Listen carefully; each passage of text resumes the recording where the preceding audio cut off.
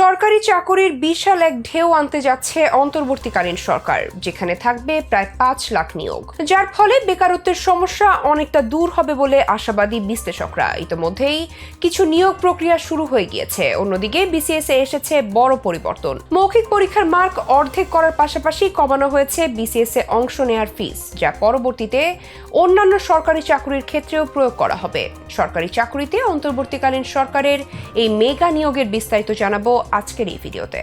বর্তমানে সরকারি চাকুরিতে শূন্য পদের সংখ্যা 4,73,001টি। এসব পদ পূরণে বাংলাদেশ ব্যাংকের গভর্নর সব সচিব সহ সংশ্লিষ্টদের কাছে চিঠি পাঠিয়েছে জনপ্রশাসন মন্ত্রণালয়। সোমবার জনপ্রশাসন মন্ত্রণালয় থেকে এই চিঠি পাঠানো হয়েছে। এতে বলা হয়, সরকারি কর্মচারীদের পরিসংখ্যান 2023 অনুযায়ী বর্তমানে সরকারের অনুমোদিত শূন্য পদের সংখ্যা 4,73,001টি। সম্প্রতি বাংলাদেশ পাবলিক সার্ভিস কমিশন 47তম বিসিএস নিয়োগ পরীক্ষার মাধ্যমে 3,688টি শূন্য পদ পূরণের জন্য বিজ্ঞপ্তি প্রকাশ করেছে। চিঠিতে বলা হয়, বিপিএসসি শুধুমাত্র প্রথম শ্রেণীর নন ক্যাডার এবং সীমিত পর্যায়ে দ্বিতীয় শ্রেণীর কর্মকর্তা নিয়োগ করে থাকে। সরকার থেকে অনুমোদিত অন্যান্য পদগুলো সংশ্লিষ্ট মন্ত্রণালয়, বিভাগ, অধীনস্থ দপ্তর, সংস্থা, কর্পোরেশন, কোম্পানি থেকে পূরণ করা হয়ে থাকে। ছাত্র জনতার গণ অভ্যুত্থানের মাধ্যমে বর্তমান অন্তর্বর্তীকালীন সরকার জনগণের প্রত্যাশা পূরণ এবং শিক্ষিত তরুণদের বেকারত্ব লাঘবে নিরলসভাবে কাজ করে যাচ্ছে। দেশে বিপুল সংখ্যক শূন্যপদ থাকা সত্ত্বেও তা পূরণে কার্যকর পদক্ষেপ গ্রহণে কোনো উদ্যোগ পরিলক্ষিত হচ্ছে না। চিঠিতে আরো বলা হয়, এই অবস্থায় মন্ত্রণালয়, বিভাগ,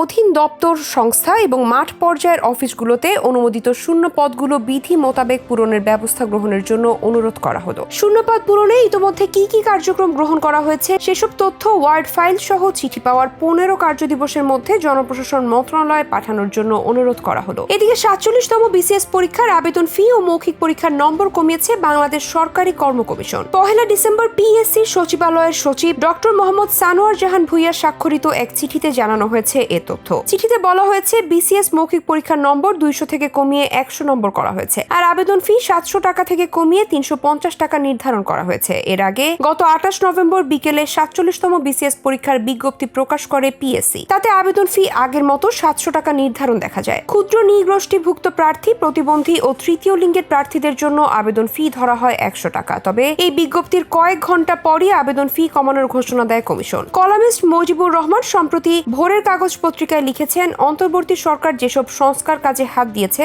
সেসবের কোনোটাকে অপ্রয়োজনীয় বলা যাবে না। ভবিষ্যতের জন্য নানামুখী সংস্কার নিঃসন্দেহে দরকারি। পাশাপাশি বর্তমানকে গুরুত্ব দেওয়া অত্যাবশ্যক। মানুষের প্রাত্যহিক জীবন সত্যিকার অর্থে বিপর্যস্ত। দ্রব্যমূল্যের ঊর্ধ্বগতি ও আইন শৃঙ্খলা জনিত সমস্যা তো আছেই, ক্রমেই তীব্র হয়ে ওঠা বেকারত্ব এখন বড় সমস্যা হয়ে দাঁড়িয়েছে। সরকারি পরিসংখ্যান অনুযায়ী দেশে প্রতি বছর 20 থেকে 22 লাখ তরুণ নতুন করে শ্রমবাজারে যুক্ত হন। এর ভেতর 12 থেকে 13 লাখ দেশের অভ্যন্তরের কর্মসংস্থান হয়, 8 থেকে 9 লাখ পাড়ি জমান বিদেশে। বেকারত্ব সমস্যা তরুণ সমাজের ভেতর প্রবল। শিক্ষিত তরুণদের অবস্থা নাজুক। 2022 সালের শ্রমশক্তি জরিপ অনুসারে স্নাতক ও স্নাতকোত্তর ডিগ্রিধারী উচ্চ শিক্ষিত তরুণদের বেকারত্বের হার মোট বেকারের 31%। দেশে সরকারি চাকরির সুযোগ সীমিত, সেই সুযোগের অনেকটাই অব্যবহৃত। অর্গানোগ্রামে পদের কথা উল্লেখ আছে, বাস্তবে নেই, অর্থাৎ সরকারি চাকরিতে অনেক পদ শূন্য রয়েছে। সরকারি কর্ম কমিশন অতিরিক্ত কর্মভারে ভারাক্রান্ত। বছরের পর বছর লেগে যায় এক একটি রিক্রুটমেন্টে। সরকারকে এই ব্যাপারে দৃষ্টি দেওয়ার আহ্বান জানাই। পিএসসির ওপর এই চাপ কমানোর ব্যবস্থা নেওয়া হোক। নতুন কর্মকৌশল অতি জরুরি। নিয়োগ প্রদানের জন্য অতিরিক্ত নতুন কর্তৃপক্ষের কথা ভাবা যেতে পারে, যাতে নিয়োগ প্রক্রিয়া ত্বরান্বিত হয়। বাস্তবতা হলো, অপেক্ষার প্রহর গুনতে গুনতে কর্মস্পৃহায় নষ্ট হয়ে যায় অনেক তরুণের।